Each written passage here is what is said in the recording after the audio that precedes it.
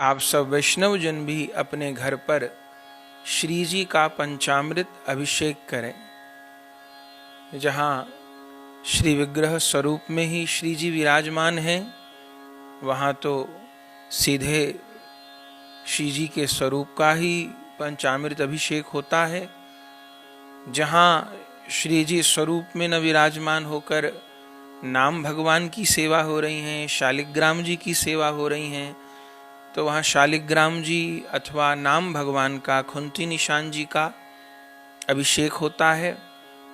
और जहाँ केवल चित्रपट सेवा विराजमान है, वहाँ पर भी प्रिया प्रियतम के दिव्य चित्रपट स्वरूप के आगे एक थाल विराजमान करके, जो अपने यहाँ की विधि है, षटकोण अंकित करके और चंदन से श्री राधा नाम लिख करके चित्रपट स्वरूप को दिखाते हुए उन नाम भगवान का अभिषेक जिनके यहाँ चित्रपट सेवा विराजती हैं, वे भक्तजन कर सकते हैं।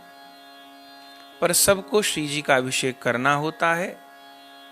और प्रिया जी का अभिषेक प्रातः काल से लेकर मध्याह्न काल तक बीच में कभी भी किया जा सकता है।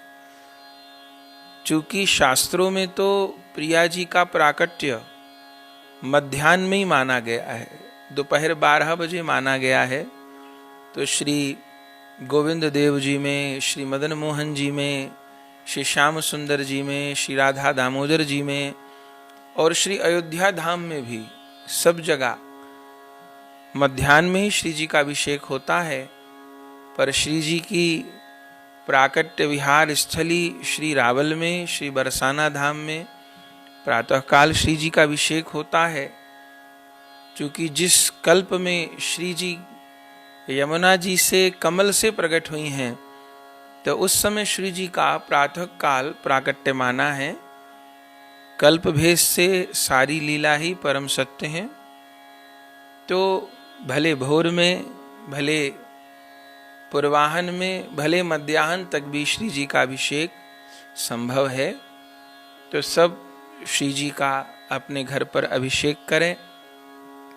दिव्य पीली पोशाक प्रिया प्रियतम को धारण कराइए, दिव्य भोग अर्पण करिए, दिव्य तिलक करिए, बधाई गान करिए, नाचिए, प्रसन्न होइए, श्री जी की महाआरती करिए। और अपने श्रीमन महाप्रभु जी की परंपरा में जिस प्रकार श्री कृष्ण जन्माष्टमी का व्रत रहता है, उसी प्रकार श्री राधा अष्टमी का भी व्रत रहता है। आप सब वैष्णव जानते हैं। तो श्री कृष्ण जन्माष्टमी की तरह ही श्री राधा अष्टमी का व्रत भी समस्त वैष्णव जनों को करना है। चूंकि उपासना ब्रज परिकर के आनुगत्य में है। जन्माष्टमी का व्रत भी क्यों? क्योंकि ब्रजवासी ठाकुर जी पधारेंगे, ठाकुर जी पधारेंगे, ठाकुर जी पधारेंगे, इस आशा में कुछ खाए पिए नहीं, ठाकुर जी की प्रतीक्षा में दिन बीत गया। और फिर जब प्रभु का प्राकट्य हो गया, तब नंदोत्सव मनाते, नाचते गाते सबने पारण किया। ऐसी ही लीला राधा अष्टमी पर भी हुई। तो उपासना स्वच्छंद नहीं होती, स्वतंत्र नहीं होती। ब्रज विहारी को पाना है, ब्रज विहारिणी को पाना है, तो ब्रज परिकर ही हम लोगों के लिए परम आदर्श हैं। तो जो रीति हमारे वृंदावन रसिकाचार्यों ने, श्री रूप सनातन गोस्वामी पाद, षड गोस्वामी पाद ने बताई है, और जो पथ हमको हमारे गुरुजनों ने दिखाया है, उसी पथ पर चलकर श्री जी के चरण कमलों को प्राप्त करना है। तो श्री कृष्ण जन्माष्टमी की तरह श्री राधा अष्टमी पर भी व्रत का पालन करते हुए खूब दिव्य रूप से श्री जी का आप अभिषेक करें। बधाई है। प्रेम से कहिए जय जय श्री राधे श्याम।